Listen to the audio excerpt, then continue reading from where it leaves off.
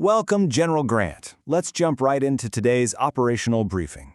In this explainer, we're going to review a pretty stark contrast in our recent history. We'll be looking at the absolute triumphs of the Bureau of Military Information out on the battlefield, and then, well, the catastrophic failure to immediately capture the president's assassin, John Wilkes Booth, all thanks to the covert actions of domestic sympathizers.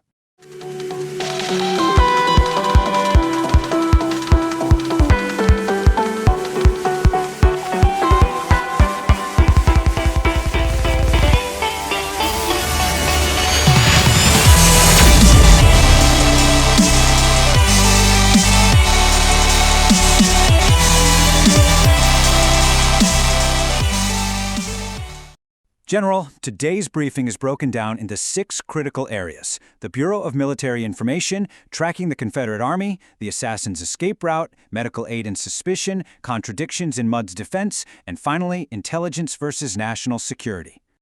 Let's start right off with Section 1, the Bureau of Military Information. You know, before Colonel George H. Sharp came along, Alan Pinkerton's setup was giving us these wildly inflated estimates of enemy forces. But Sharp, he completely changed the game by building our first all-source intelligence network.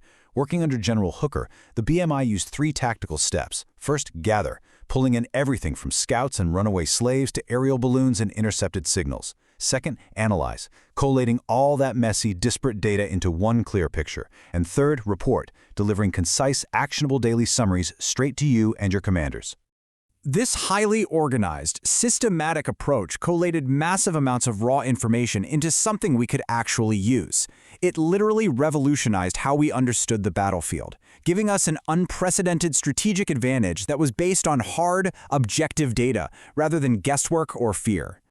Moving on to Section 2, tracking the Confederate Army. To really put this into perspective, just look at how Sharp used field operatives to track General Robert E. Lee. We're talking pinpoint precision here.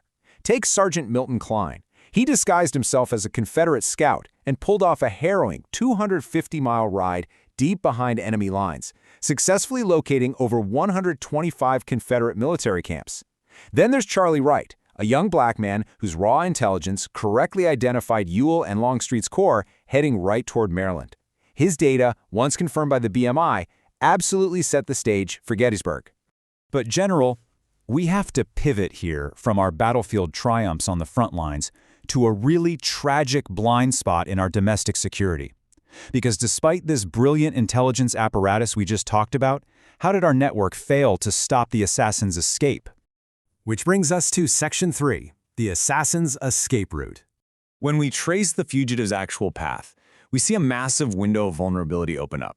On the night of April 14th, the president was assassinated. By daybreak on April 15th, Booth and Harold had made it to the home of Dr. Samuel A. Mudd.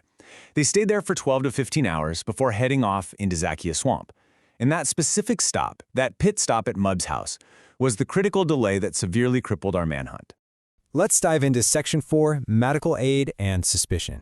Look, when we open the case file on Dr. Mudd, it becomes incredibly clear that his involvement goes way beyond just being a rural doctor who had a bad stroke of luck. He didn't just set Booth's fractured leg. He gave him a razor, soap, and water so the injured man could shave off his mustache. Think about that. An active effort at disguise that even Mudd later admitted looked pretty suspicious. He had a carpenter improvise crutches. He took a hefty $25 fee in greenbacks, and he even guided them toward their next destination through the swamp. The conspiracy trial transcripts back this up entirely. These records verify that Mudd treated a man heavily disguised in a shawl and whiskers. Honestly, according to our detectives, treating a disguised man who immediately asks for a razor to alter his face, that should have raised glaring red flags for any loyal citizen. And then we have the absolute smoking gun, the definitive proof that the assassin was right there at the farmhouse. It was his boot. Mudd had to cut it off the injured man's swollen leg to set the fracture, and then he hid it upstairs under a bed. Inside the boot, the words J. Wilkes. This leads us right into Section 5, contradictions in Mudd's defense. When our men cross-examined Dr. Mudd, well, the contradictions in his story were just staggering. Initially, Mudd swore up and down that the injured man was a complete stranger. But the evidence? It confirmed Mudd had actually been introduced to Booth the previous November by a Confederate agent. On top of that, while he claimed total ignorance of the man's identity during the first interrogation, he later admitted that, actually, upon reflection, he did recognize the man as the same Booth he had met months ago. Witness testimony shows us even more. Mudd went to church on Sunday, the exact day after Booth left his house, and that's when he learned of the president's assassination. He was literally seen chatting with neighbors about the damnable act, and yet he offered authorities absolutely zero explanation for why he was treating a disguised man in his own home. He claimed he told his relative, Dr. George Mudd, about the 2 suspicious men on Sunday. But even so, he didn't actually alert military authorities until Tuesday. And by Tuesday, the town of Bryantown was already swarming with our soldiers and detectives. He only spoke up when the net was already closing in on him. And it gets worse. When our detectives showed up on Friday to officially search the property, Mudd deliberately withheld the existence of that boot. It wasn't until our men explicitly stated they were going to search the entire premises that Mudd finally spoke to his wife, who then went upstairs and fetched the boot with Booth's name on it.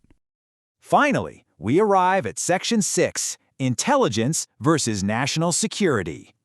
General, we really have to weigh these two contrasting realities. On one hand, you have the Bureau of Military Information securing the nation through centralized all-sorts analysis. We had 70 operatives deployed strategically to map out massive enemy armies. On the other hand, you have Dr. Samuel Mudd, just a single rural doctor who, through covert ad hoc civilian aid, harbored a fugitive and severely derailed a massive federal manhunt. Our battlefield dominance relied entirely on illuminating enemy movements. The BMI effectively shined a massive spotlight right onto Lee's army. But the domestic conspirator network? It thrived on the exact opposite. It ran on dark concealment, misdirection, and the quiet complicity of seemingly ordinary citizens. The big takeaway here is absolutely crucial for the future of our security. We've proven that formalized intelligence gathering is incredibly effective against conventional armies, but it has to continually evolve. It must adapt to counter these decentralized, covert threats, these shadow networks that are embedded right here within our own borders. And so, General Grant, I leave you with this final, critical operational question. We have completely mastered the art of seeing the enemy out on the battlefield. But as we look toward rebuilding this fractured nation, how do we expand our intelligence apparatus to ensure these domestic shadows can never, ever harbor such a tragic threat again?